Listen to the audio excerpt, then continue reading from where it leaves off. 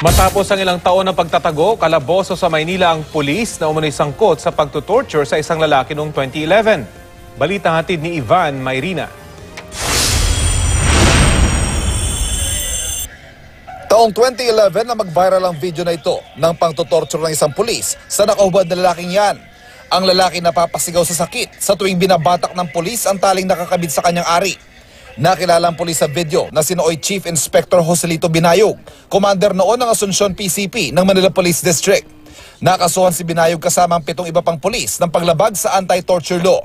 Nakulong silang lahat sa Manila City Jail maliban sa isa, ang nakababata niyang kapatid na si dating PO1 Nonito Binayog. Makalipas ang 8 taon, nahuli ng nakababatang Binayog. Hindi siya pumalag ng damputin ng NBI Special Action Unit. Daong alas 7 na umaga sa kanyang tahanan sa De La Reina Street sa Tondo, Maynila. During the allegedly act of torturing the victims, nandun siya. Kaya nakasuhan din siya.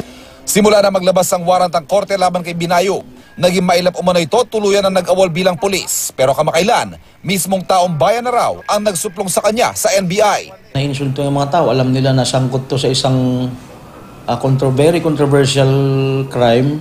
Tapos he's living normally sa neighborhood na yun. At yun nga, parang allegedly untouchable siya ron. Sinubukan namin kunan ng pahayag si Binayog pero tumanggi siya. Huwag na lang. Huwag na lang. Okay. Ivan Mayrina, GMA News.